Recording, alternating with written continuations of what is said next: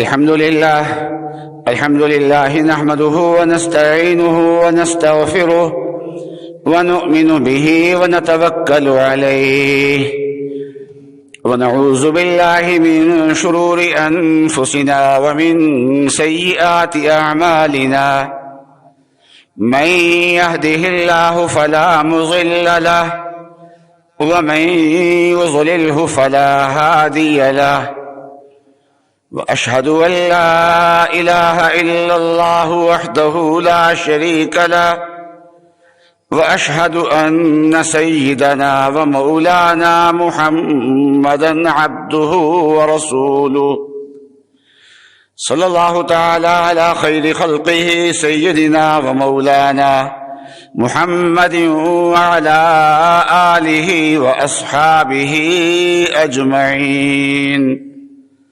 اللهم صل على سيدنا ومولانا محمد وعلى آل سيدنا ومولانا محمد وبارك وسلم صلاة وسلاما كثيرا كثيرا.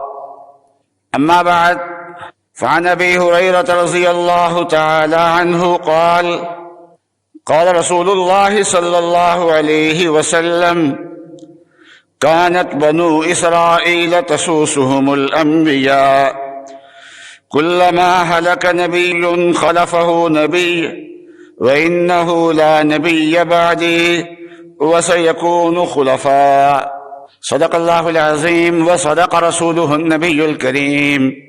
بزرگان محترم اور برادران عزیز، رسول اللہ صلی اللہ علیہ وسلم کا ارشاد ہے کہ بنی اسرائیل میں سیاست انبیاء علیہ السلام کیا کرتے تھے.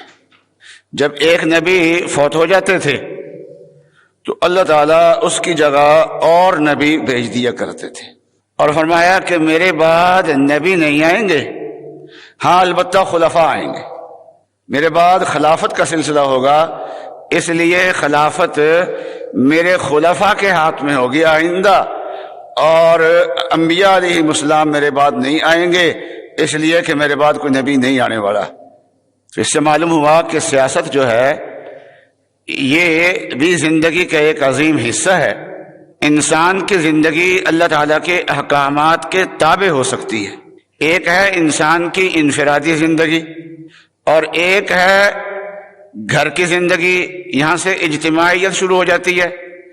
ایک ہے بازار کی زندگی، جہاں کاروبار کرتے ہیں اور روزگار کماتے ہیں. ایک ہے شہر کی زندگی اور ملک کی زندگی. تو شہر کی زندگی اور ملک کی زندگی، اس کا ایک نظام ہونا چاہیے.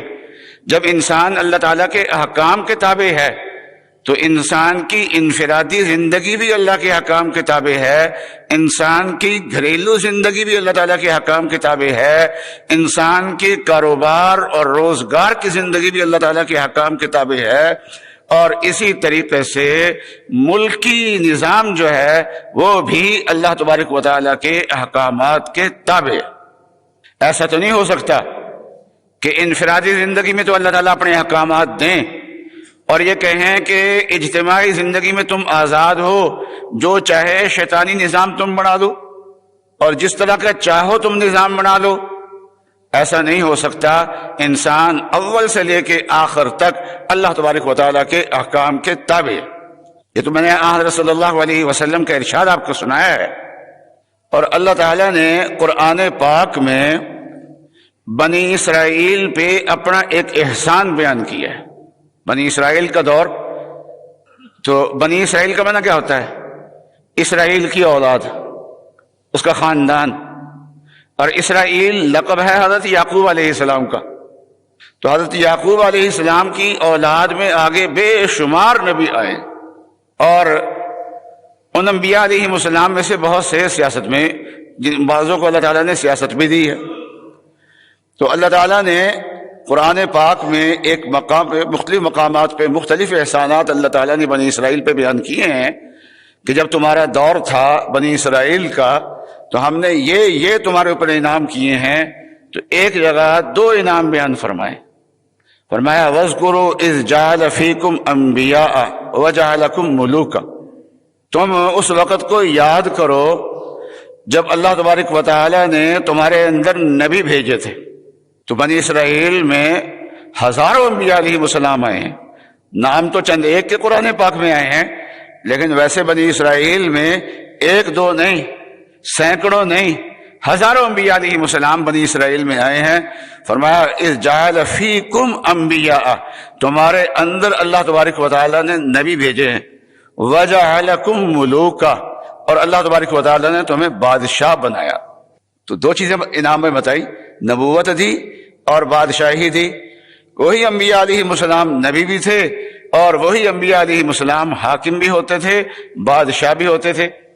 درمیان طلبہ بیٹھے ہیں، اس لیے ایک نقطہ ذرا تھوڑا سا عرض کر دوں کہ اللہ تعالیٰ نے دو انعام بیان فرمائے ہیں، دونوں کی تعبیر میں تھوڑا سا فرق رکھا ہے۔ جہاں نبی کا بیان آیا کہ تمہارے خاندان میں نبی آئے ہیں، تو وہاں یہ فرمایا فیکم انبیاء، تمہارے اندر نبی بھیجے۔ سارے لوگ نبی نہیں تھے بنی اسرائیل کے، بنی اسرائیل میں سے کچھ لوگوں کو اللہ تعالیٰ نے نبی بنایا ہے۔ اور آگے بادشاہت بڑا جہاں انعام ہے اس کو بیان کرتے ہوئے اللہ تعالیٰ فرماتے ہیں وَجَعَلَكُم مُلُوكًا، اور اللہ تعالیٰ نے تمہیں بادشاہ بنایا۔ ساری بنی اسرائیل کو بادشاہ کر دیا اللہ تعالیٰ نے۔ حالانکہ جیسے نبی ایک ہوتا ہے باقی سارے اس کے متبع ہوتے ہیں، ایسے ہی ایک وقت میں بادشاہ ایک ہوتا ہے، باقی اس کی رعایا ہوتی ہے، اس کے ساتھ اس کی بات ماننے والے لوگ ہوتے ہیں۔ سارے تو بادشاہ نہیں ہوا کرتے، لیکن اللہ تعالیٰ فرما کیا رہے ہیں تمہیں بادشاہ بنایا، یعنی فرمایا تمہارے اندر بادشاہ ہم نے بھیجے، بلکہ کیا فرمایا تمہیں اللہ تبارک و تعالیٰ نے بادشاہ بنایا۔ تو کسی قوم میں اگر کوئی نبی ہو تو وہ منصب نبوت اسی کے ساتھ خاص ہوتا ہے، یہ نہیں ہے کہ اس کے منصب نبوت میں کوئی اور اس کے ساتھ شریک ہو۔ لیکن جب کسی قوم کا کوئی آدمی بادشاہ بن جائے، وہ بادشاہت اصل میں اس کی نہیں ہوتی، پوری قوم کی ہوتی ہے۔